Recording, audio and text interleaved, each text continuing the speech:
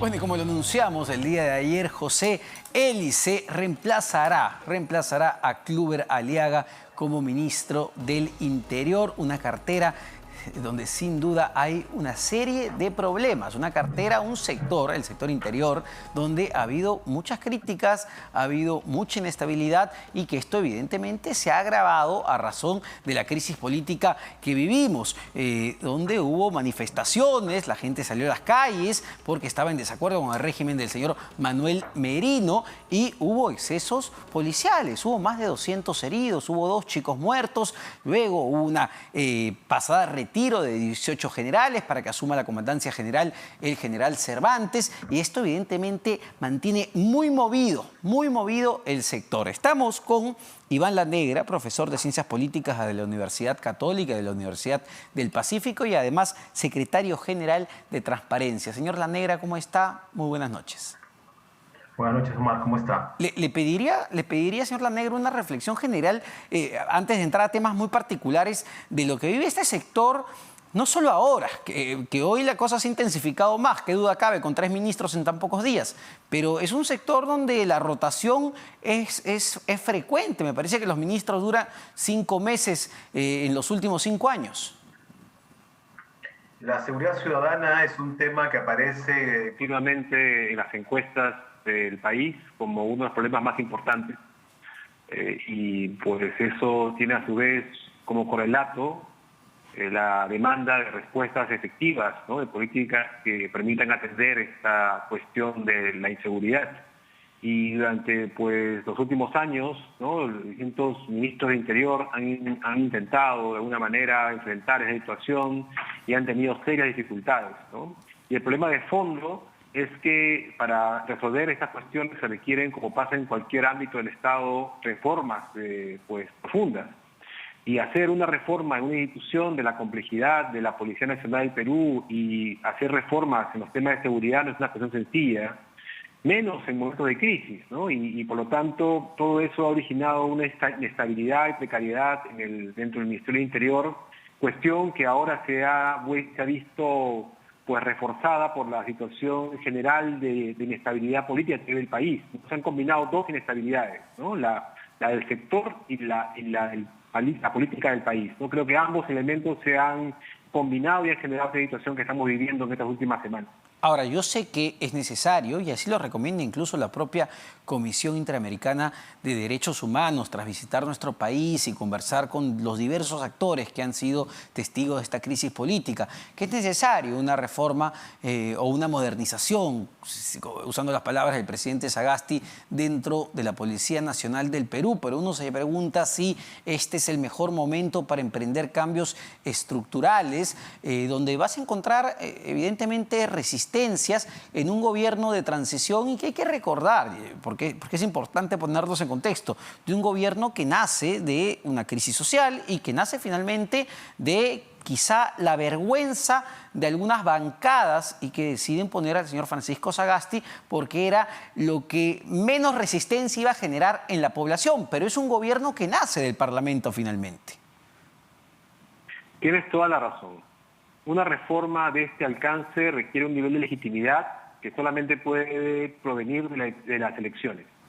No solamente un gobierno electo tiene la legitimidad para hacer este tipo de cambios. Es más, debería ser una cuestión clave en las próximas elecciones. Los partidos deberían plantear abiertamente a la ciudadanía cuál es su agenda, su propuesta de reforma en materia de seguridad ciudadana y en el tema de la Policía Nacional. Sin embargo, a la vez, hay tareas inmediatas que este gobierno no puede dejar, pues, digamos, sin una atención inmediata. Y una de esas cuestiones es la atención de la crisis derivada de las manifestaciones. Sí. Creo que ahí sí hay un tema que sencillamente no podía pues dejar de tener algún tipo de respuesta, ¿no? Podemos discutir si lo que se ha hecho es la mejor respuesta posible, pero es evidente que se requiere una respuesta a la preocupación ciudadana tan grande sobre qué pasó en estas manifestaciones. Y por otro lado, también, eso es un tema que puede abrir en un gobierno de transición, y también pasó en el año 2000, con otras materias y cuestiones que hubo en su momento, puede empezar un camino de discusión orientado a generar pues debates, generar pues llamados a los actores involucrados en el tema para ir construyendo las bases que luego un gobierno ya electo pueda eventualmente implementar. Pero igual es un tema muy difícil y complicado, ¿no? Porque las demandas de la ciudadanía son muy potentes, ¿no? Sobre hacer algo de manera inmediata. Ahora, llama la atención cómo se han terminado sucediendo las cosas desde que asume el exministro Rubén Vargas, se pasa de retiro finalmente a 18 generales, una, digamos, decisión que uno puede considerarla adecuada o desadecuada, pero que ha generado enorme controversia y fastidio dentro de la institución. Llega el señor Kluber Aliaga, el general Kluber Aliaga, un general en retiro, que entiendo era muy respetado, es muy respetado a la interna de la institución, y a los días, solo a los días, renuncia, o le piden su renuncia más bien, debido a las declaraciones que dio el día domingo y las declaraciones que dio en el Congreso de la República. Incluso la propia Premier no sabía, en boca de ella es lo que dijo, que el ministro iba a acudir al Parlamento e iba a defender, o iba más bien criticar el pase a retiro de los generales, iba a defender a la institución en medio de las protestas. No ha habido comunicación, es lo más claro en todo este drama.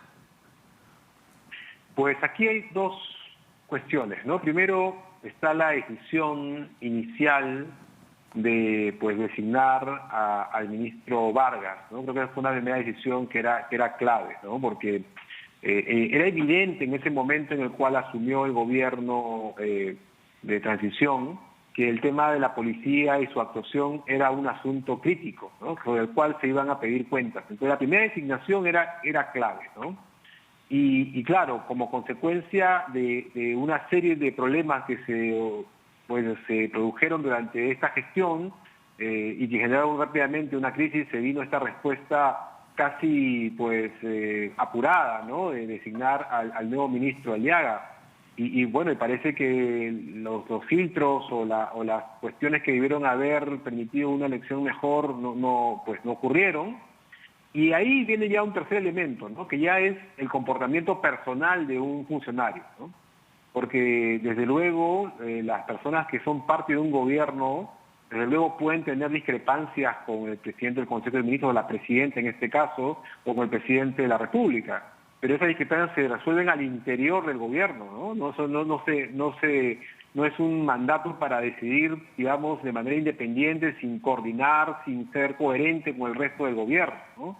Entonces creo que ahí sí, evidentemente, era insostenible, ¿no? Un ministro que fuera, digamos, guiado por una actuación que no corresponde a los lineamientos que el propio gobierno ha establecido. Creo que eso llevaba a una situación que no podía sencillamente sostenerse, ¿no? Sí, claro, pero también, también llama la atención el hecho de que la Premier Bermúdez, al momento de sugerir la designación del ministro Kluber Aliaga, no le haya preguntado cuál es su parecer en cuanto a el pase a retiro de los generales, qué opina de las marchas que se han suscitado, es decir, para conocer un poquito qué va a pensar tu nuevo ministro también, ¿no? De acuerdo, por eso que decía que el segundo elemento era el tema de los filtros, ¿no?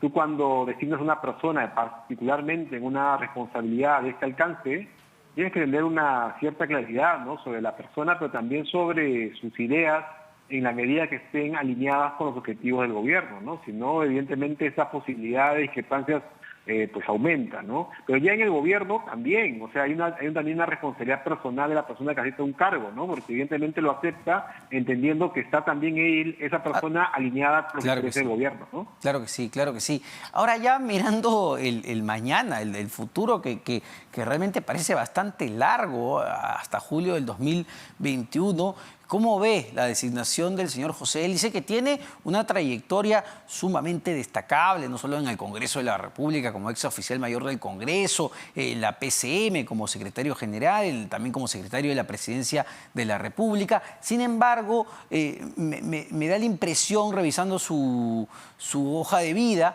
que no tiene mucha experiencia en materia de seguridad ciudadana, en tema de orden interno. Entonces, ¿qué retos va a tener que enfrentar hacia adelante con una institución donde el ánimo en este momento a la interna también está muy caldeado y la calle, no hay que olvidarnos de eso, la calle también está muy caliente? Su principal desafío es ordenar toda esta situación y incertidumbre que se ha generado, ¿no? Creo que es el primer punto de su agenda, ¿no? Que no es una tarea tanto de gestión administrativa ni tema técnico vinculado con la seguridad ciudadana, sino es un tema más bien de ordenamiento de la gestión misma, ¿no? Es decir, hay una situación de crisis, evidentemente, que se ha generado por todas las decisiones que se han adoptado en estas últimas semanas, y eso tiene que tener una ruta clara. Es decir, lo primero es definir cuál es la ruta de solución de todos estos temas que se han ido acumulando esta semana. Tiene que haber una ruta clara que le dé certidumbre tanto a la policía, a la ciudadanía, ¿no? Pero también a los demás actores involucrados en el tema. Lo segundo tiene que ver ya con las tareas de atención del propio ministerio, ¿no? Y como pasa con cualquier responsabilidad de este nivel, eso también implica la formación de equipos y de personas para las tareas que el ministro y el gobierno consideran son las necesarias en esta transición.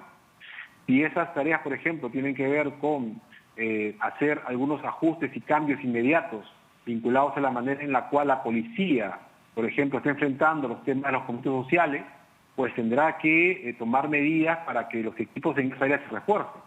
O sea, ahí ya tiene que ver ya con cuestiones de gestión que apunten a los temas que consideran más importantes y urgentes en el contexto de la transición.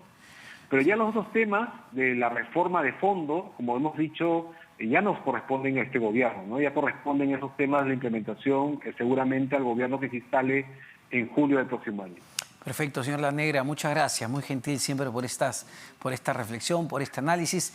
Iván Lanegra, sociólogo, profesor de Ciencias Políticas de la Universidad Católica y de la Universidad del Pacífico y además secretario general de Transparencia. Nos vamos a una pausa, no se vayan, porque venimos para hablar de un hecho histórico, y así lo podemos llamar, un hecho histórico. Se empezó a vacunar en Inglaterra con la vacuna de Pfizer.